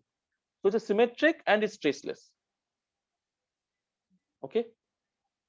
So any symmetric matrix can be written as a symmetric part, symmetric traceless part, plus a trace part. Trace part means something proportional to the identity. Sir, Is it okay? yes, please scroll up. You have written somewhere T hat mu nu is. By this you indicate that thing inside the bracket, or Yeah, it is yeah. He had this whole thing inside the bracket. okay. And if we multiply it by eta mu nu, we'll get It is 0 because because if you just multiply eta mu nu, this you can just see it's 0. yes. Okay. So that is why this part is called symmetric traceless. So this object is called symmetric traceless. It is symmetric and is also traceless because the trace is 0. Okay, so you have what you have done is that you have separately you have separated the trace part and the symmetric traceless part. Separated.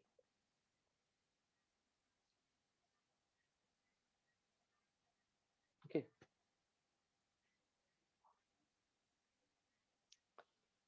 All right. So therefore, so coming back to T mu nu, what this if I now look at the modified stress tensor, so we had already rotational and transition invariance. So we know that we can construct a modified stress tensor which we call T prime mu nu, which is symmetric. That means this is automatically symmetric, right?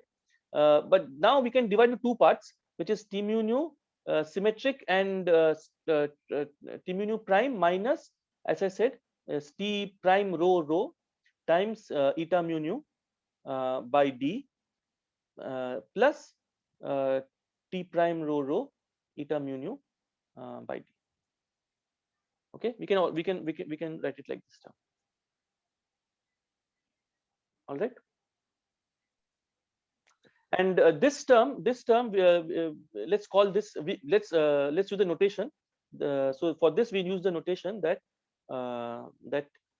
T prime mu nu minus T rho rho by D times eta mu T prime rho rho by D times eta mu nu. This let's denote this as T hat prime mu nu. Okay, let's use this notation. It just means this hat just means it's traceless. Okay, it's just a notation. T prime hat is traceless. Where T prime rho rho is just T prime mu nu times eta mu. Okay.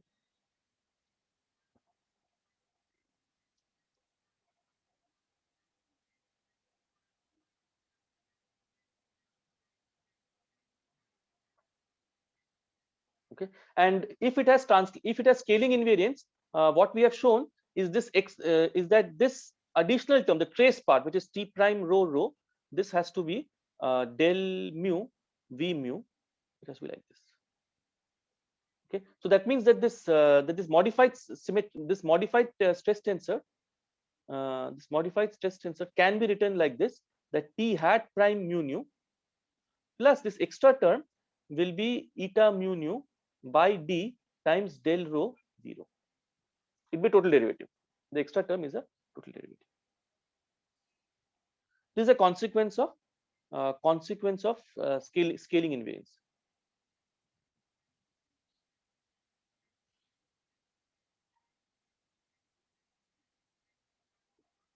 Okay, so just to summarize once more, that if we had consequence of rotation of Poincare invariance is that we can construct a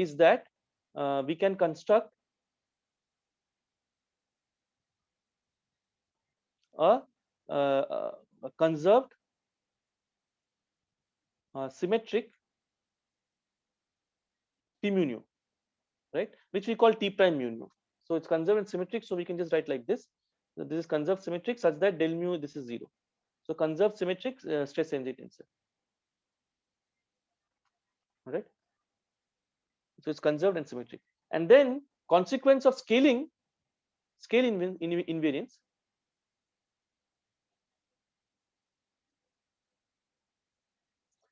is that the trace part, that is of T prime, that is T prime rho rho, is a total derivative. The total derivative. This is the consequence of scale invariance. Okay, and again we can find the conserved current, but we will not do that now because we will show something else and then come back to this. All right. So right now the consequence of scale invariance is that the trace part of this stress energy tensor has to be a total derivative. Okay. So so we can again find the Noether's current for this, but we will not do that now. We'll simply go to the next case, that if we have conformal invariance.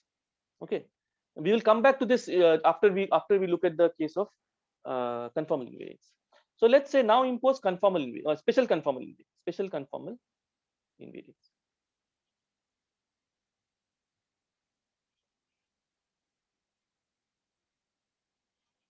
All right.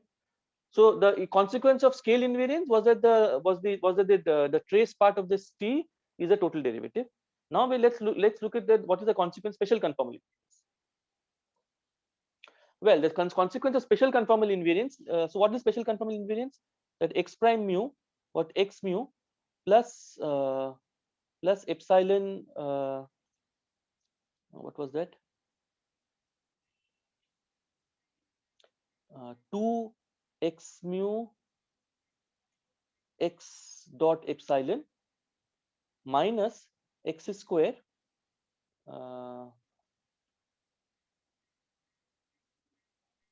Epsilon mu.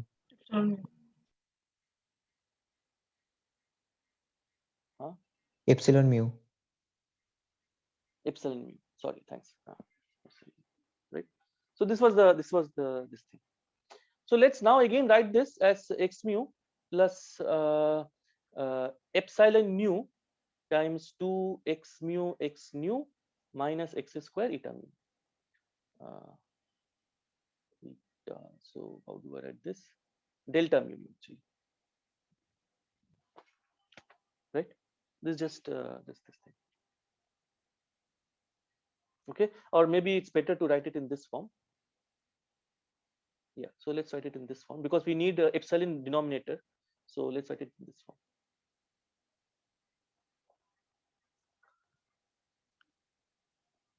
Okay, so this is the thing where epsilon is a constant, where this epsilon is a constant. Okay, but then again remember, just like we did for this case, this whole thing can now be called epsilon mu. Right, this whole thing can be now called epsilon mu. Right. So then again, now if this again, what was delta s? Delta s was del mu epsilon nu times T mu nu. And now if in place of this epsilon nu, I substitute this whole thing, it should again be 0. Delta should be 0 because it's a symmetry. This whole thing, if I substitute, delta should be 0.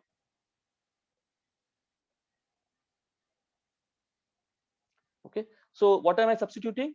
I'm substituting del mu, and this epsilon mu. What was this epsilon mu? This object was 2x mu. So epsilon, let's say epsilon. Yeah. So I should, if I do the denominator part, then I should have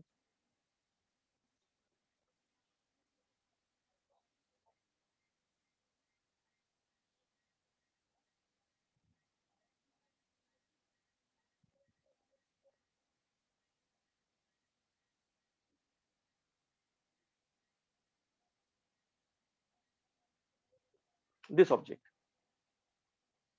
right? Because this is what we have. I've just written denominator, this thing the whole down. So we want it for epsilon mu down. So that's why I've written all of them down. So 2x mu x. So yeah. So x nu x lambda epsilon lambda. Yeah. So is it okay? You can check it.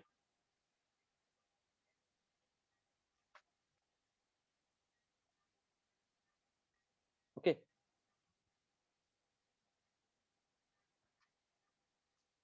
Just substitute this here. You can check it actually. It's not so difficult. So again, what you can take this epsilon. This is a constant, so I can take it out. And then what do you get from here? You get the first term you get is 2 eta mu nu x lambda plus 2 x nu. Sorry, x lambda is a bit below. Plus 2 x nu eta mu lambda minus 2 x mu eta mu lambda.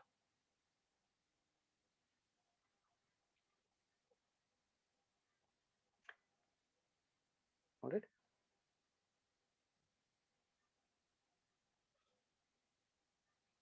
And what is this? This object. So this has to be equal to 0 because you're imposing the symmetry. So this means that 2. So look at the first term. First term is t rho rho times x lambda plus 2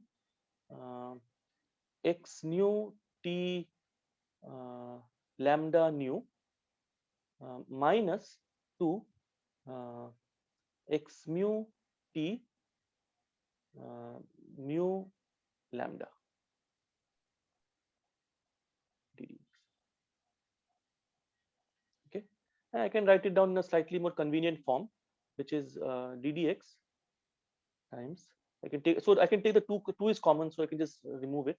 So I'll get t rho rho times x lambda plus I can write this as 2 x lambda on top t lambda nu antisymmetric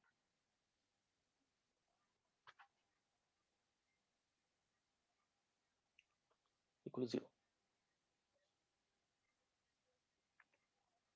Okay, and if I'm using the modified stress tensor, so okay, so now again the same thing, that that now what if this has to be true for any function of t. So it means this whole thing has to be some total derivative, and that total derivative has a single index lambda. So I can call this as, it has to have this form, del rho v rho lambda. This whole thing has to be of this form, total derivative. So this whole object t sigma sigma x lambda plus 2x nu t lambda nu has to be equal to this.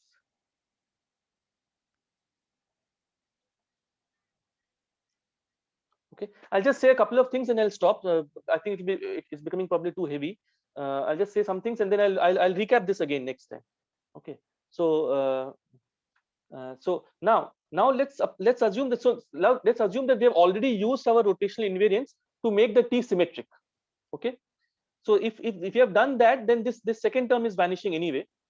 So then you get, what do you get here? You get this t prime sigma sigma x lambda has to be equal to del rho v rho. So now let's put this on top. Now let's do it with the upper term. So it has to be equal to v rho lambda. Okay, this is what we get using modified stress energy tensor, because we already have Lorentz invariance, so we can use the modified stress tensor, modified stress energy tensor.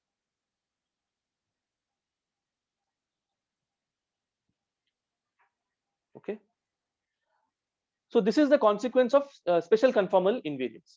But at the same time, the consequence of scaling invariance was this: the t prime rho rho itself is a total derivative, right? So the consequence of this is that this is itself a total derivative. This object itself is some del, let's say del sigma of some w sigma, right? It's itself a total derivative.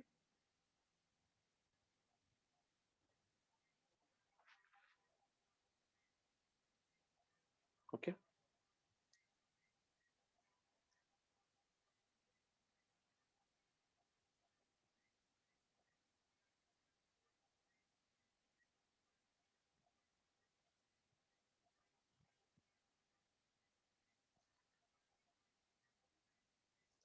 So the question is that we want, so when is it possible that t rho rho itself is a total derivative and t rho rho x lambda is also a total derivative? T rho rho x lambda is also total, which is del sigma of v sigma lambda. Both have to be total derivatives, right? T rho rho itself is a total derivative, that comes from scaling invariance, and t rho rho x lambda itself is a total derivative that comes from special conformal invariance. So when is it possible that both t rho rho is a total derivative and the t rho rho x lambda is also a total derivative? Okay, and it's not difficult to see that this is possible if this object we wrote this as a total derivative, right? This del rho sigma, del rho w sigma. Uh, uh, if this w sigma itself was a total derivative, then both these conditions are satisfied.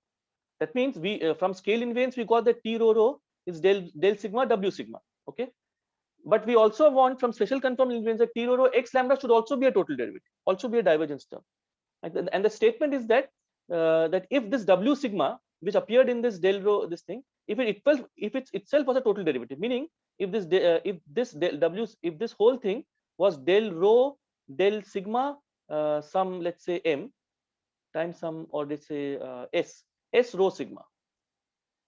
So that means if this was your w sigma, this was your w rho. If your w rho itself was a total derivative, then both these conditions are satisfied. And I think you can show that this is a unique solution. That if this del itself is a, and how do you see that? So the way is that if suppose t rho rho was a double derivative, meaning it was del rho or other del mu times s rho, where there is a s such that del mu s mu nu. Okay. Then what happens to del mu del nu? So I should write it like this: del mu s mu. Then what happens to t rho rho x lambda? Let's say that will be del mu s mu nu times x lambda, but this can be written as del mu of del nu s mu nu x lambda minus del nu s mu nu times del mu x lambda, right? You can write it in this form. Okay, and then what happens that this is equal to this object is so what is this object? This is del mu lambda. So del mu this is delta mu lambda, so this becomes del minus del nu s lambda nu, right? So the whole thing now becomes this t rho rho x lambda becomes, so t rho rho x lambda becomes is equal to del nu of del mu s nu mu x lambda minus del nu of s lambda, right? And this is a total derivative. The whole thing is a total derivative. Understand? So so the bottom line is I think it's becoming a bit harder to understand probably from your side. So I'll repeat it again next time, but let me just point out the main point. The bottom line is that scaling invariance implies that this object t rho rho is a total derivative, but one derivative of v sigma. Okay, and secondly, scaling plus special conformal invariance implies that this t rho rho is del alpha del beta times w alpha, because two derivatives of some object like this. All right, and I will show next time. I will not do it now because I think it might be too difficult for you right now. that I will show that if you have that means if you have scaling plus special conformal invariance, that means if you can write this T rho in this fashion, then using this W alpha beta, you can so the consequence of this fact that this T rho is two derivatives of some object, the consequence of this fact is that can make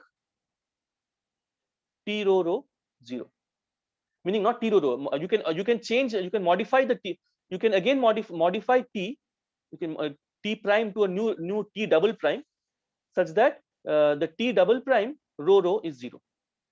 Okay, so what we first saw was that using Poincare invariance, you can construct a modified stress tensor,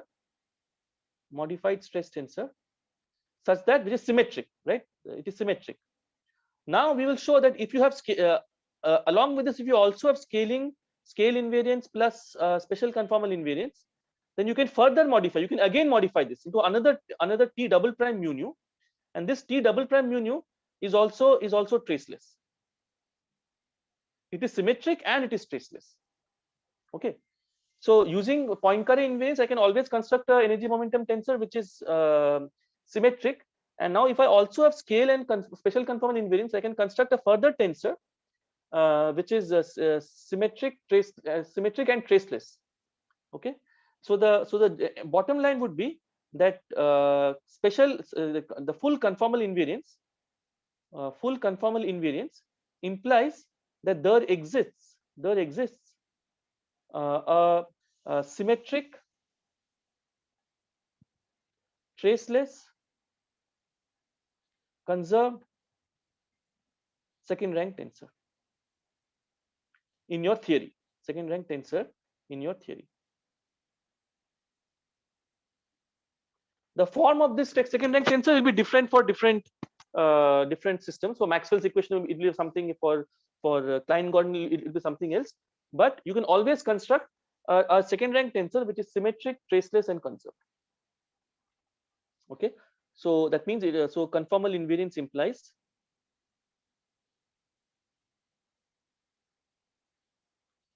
that del mu T mu nu is 0, T mu nu equal to T nu mu, and T rho equal to 0. You can always construct such a T which has these properties, and this will be very, very important when we go to the quantum theory. But this is a consequence. So if I ask you what is, so that if your theory is conformal invariant, what do you have to check? Well, you have to check that you can construct a T mu nu which has these properties. All right, or in other words, if you have conformal invariance, you can construct a T mu nu which is symmetric, traceless, and conserved. I'll stop here, and then I'll next time. I know, I understand it's becoming a bit tough, so I'll repeat it next time. Yeah. If we have this type of energy momentum tensor that satisfies these three conditions, Yeah. then can we say that is it necessarily conformal invariance in their theory? Yes. Is it? I mean, vice versa. Vice versa. Yes. So if you have this thing, then it follows that it's to the best of my understanding. I'll have to check once more. Yeah. Okay. To the best of my understanding, it is both ways.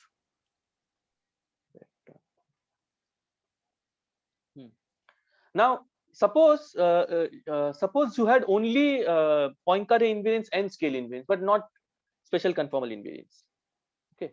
So suppose you had, because you remember that the algebra, the Poincare plus scaling was a sub algebra. Okay. So you can have a separate. You could have a system which has only Poincare and scaling, but no special conformal invariance. Then the third property is not correct. You cannot make it traceless. But you can always. But the trace is a total derivative.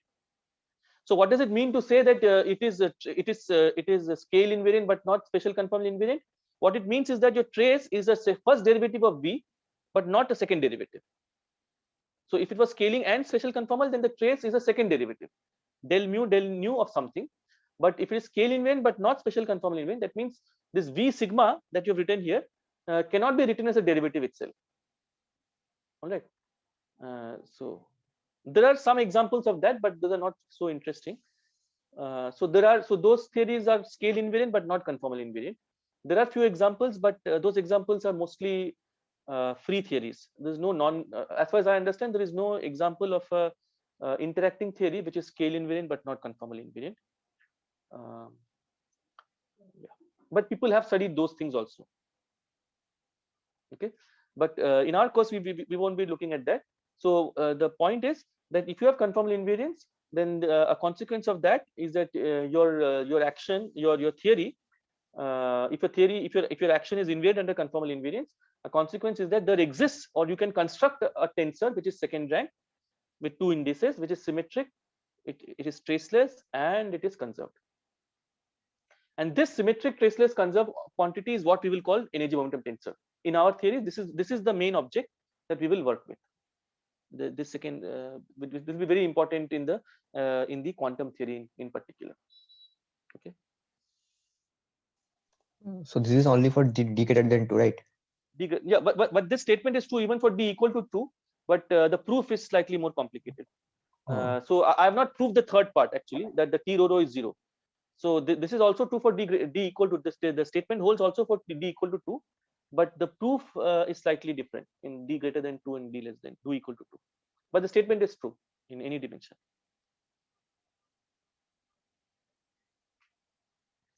So the statement of this third one, that that I can make t rho rho 0, and the recap, I will also recap it. I'll do it next time. Okay. So I'll show that why t rho rho can be made to be 0. So if I have, if the energy momentum, if the trace can be written as a two derivatives, then using this w that I have written down here, I can make this t traceless. I can construct another t which is traceless. That is what we will show. Okay. And after that, we'll come to examples like Maxwell's equation, Maxwell and scalar fields and so on. Okay, so any questions? Sir, when we can make t traceless, only when there is scaling, or both scaling and no, both scaling and special conformal. If you have only scaling, then you can make t a total derivative. But t meaning t rho rho. T rho rho can be made into total derivative, but you cannot make it traceless. But if it is special conformal invariant also, then you can then the t rho rho is the two derivative of some object, and that using that object I can construct a new t which is traceless. Okay, sir.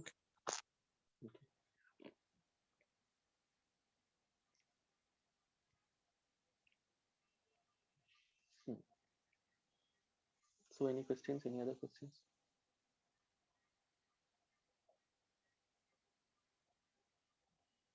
Yeah, in any case, I will repeat what. So if some of these things are difficult, then I'll repeat it again, of course, next time.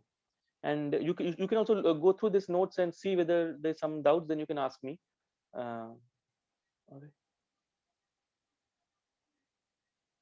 Okay. So if there are no other questions, by the way, I'll just again tell everybody that in case you have not written, so please write present. In case you have not written in your chat box, so that those who came late and have not written present, then please write present. Sir Yeah.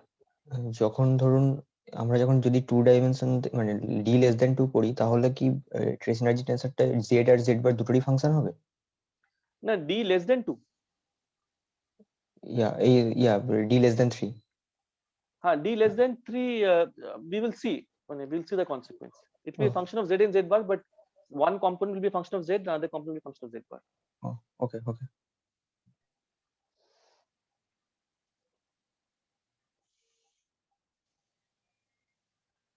Okay, so I'm assuming that everybody has written present because I have to take these things. Okay, so if there are no other questions, then I'll just end this session here. Okay.